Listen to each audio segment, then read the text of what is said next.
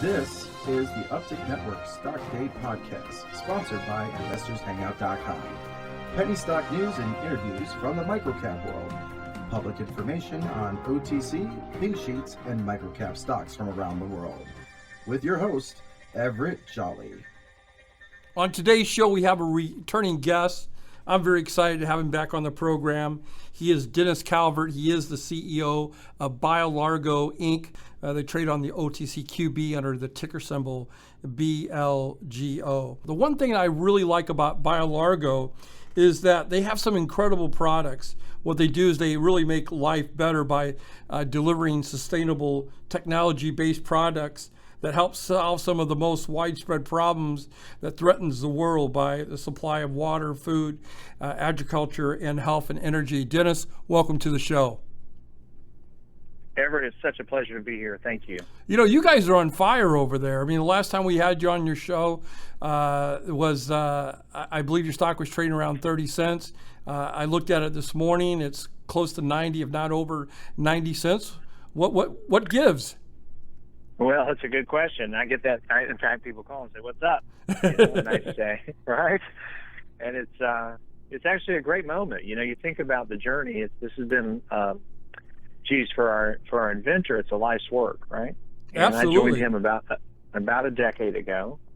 And when I met Ken Code, he described the all-natural iodine cycle and how it gave us a window into understanding what could be done, right? What you could see that could make a difference for clean air, clean water, healthcare, right?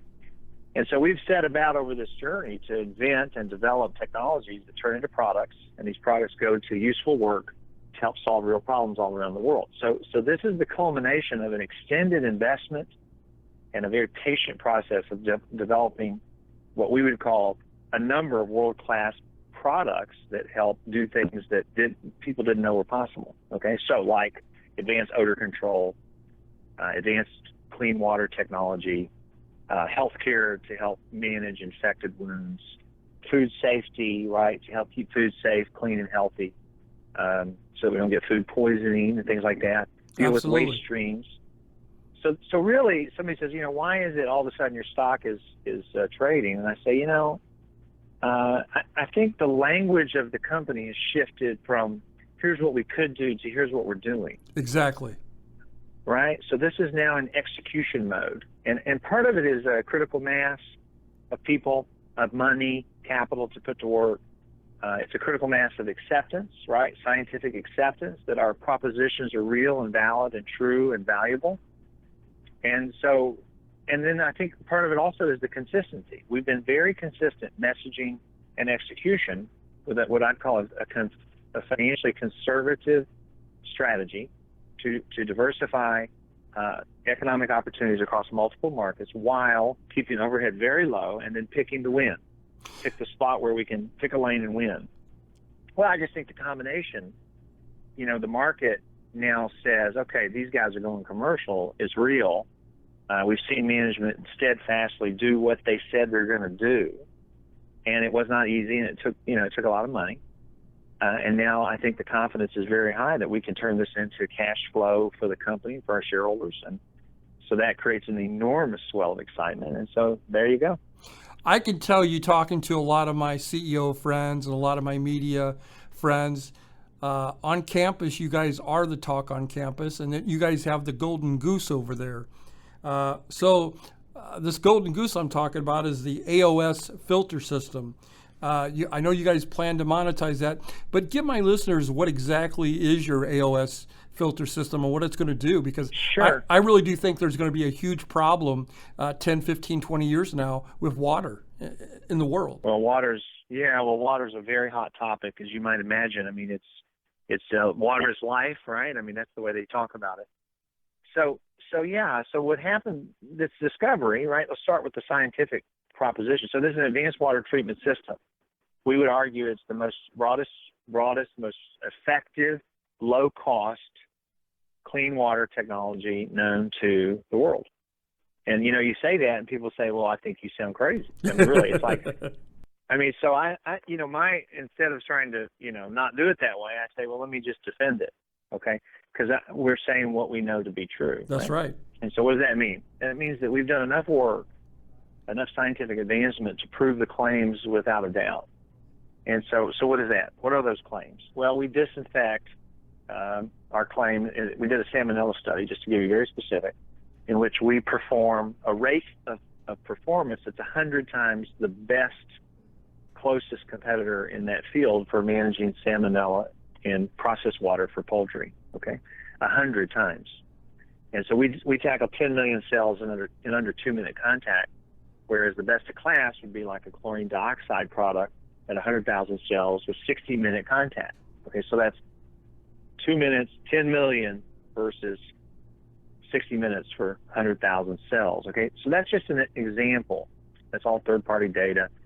It's a significant claim. Another one was where we've tackled soluble organics. So soluble organics are things like acids and things that, solvents that are left behind from industrial processed water. And those things are very difficult to get out of the water.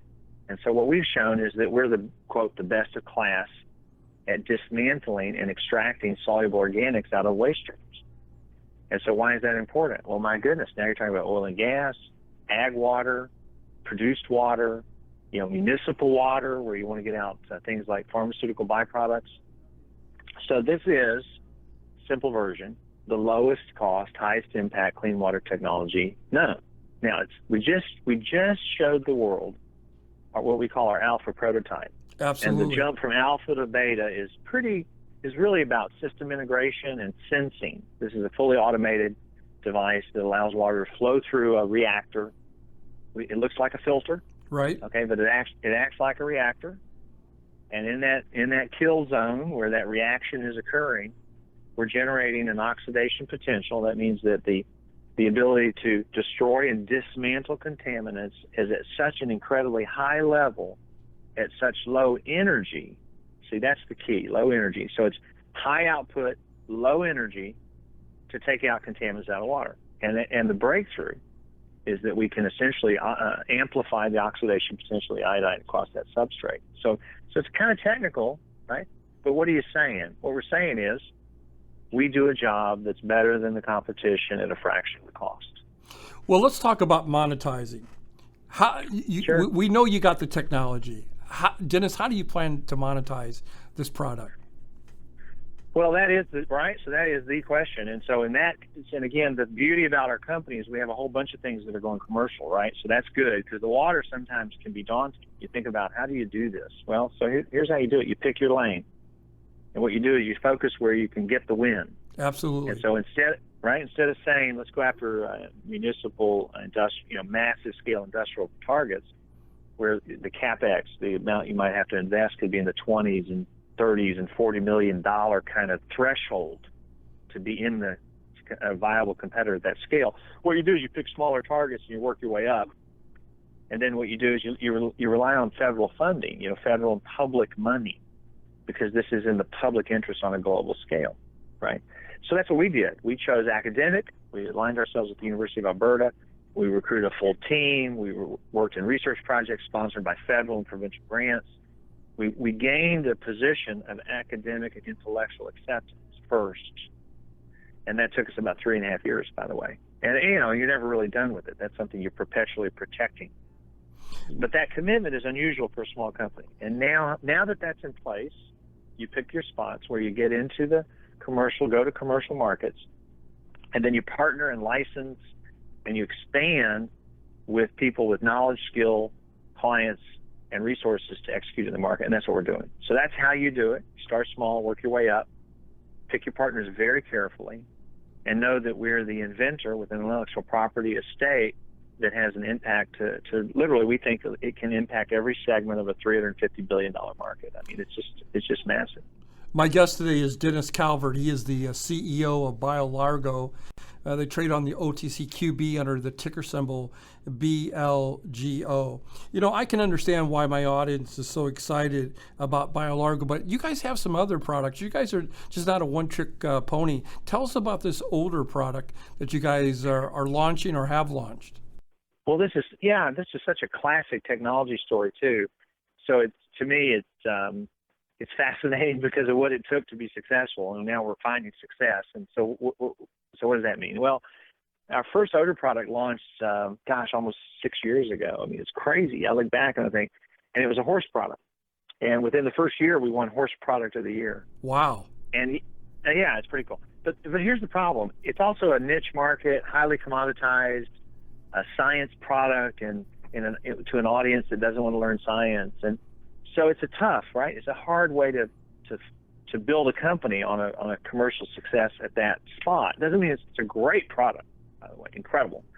Then the second product was a cat product. And in the cat industry, we won Cat Fancy Product of the Year. And then we developed a stain and odor product using this liquid chemistry. And in that, we were top performer in stain and odor, and we won Super Zoo Awards, which is the pet industry.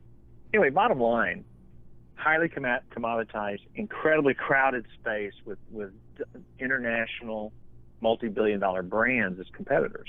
Right. Clorox, Arm & Hammer. I mean, come on. Exactly. Nestle's. I mean, massive, massive industry. So what happened is it was just hard for us to find the spot where we could win. Again, it doesn't mean it's not a great product. It just means we were not prepared to invest the kind of risk capital to go after product opportunities in a very crowded space. All right, that's the setup. Now, why is it important? Because we became very, very good at managing odor. I mean, the best. And so our position is we have the number one technology and the number one performing industrial odor control product now available in the market. Number one. And by the way, that's our strategy. We only do number one. Okay, now number one technically, then we have to monetize it. So in this market, with that backdrop, I serve on the board at the Clean Tech OC group, Clean Tech OC, which is a trade association. I've been there about 2 years, and I have a chance to meet key leaders around the Southern California market. And I had a chance to meet one of the executives of one of the largest waste handling companies in the world. And he says to me, "Have you done industrial odor?" And we said, "We haven't." He said, "Why not?" Right? That would make sense, right? We haven't gotten to it yet. He says, "Well, you should. Come on," right? So we went over and we began working on trials. And the punchline to the story is after the trials, the key executive stuck out his hand to our VP of sales. He said, "Congratulations." I said, "What's that?" He said, "You're going to revolutionize our industry." I Wow. thought,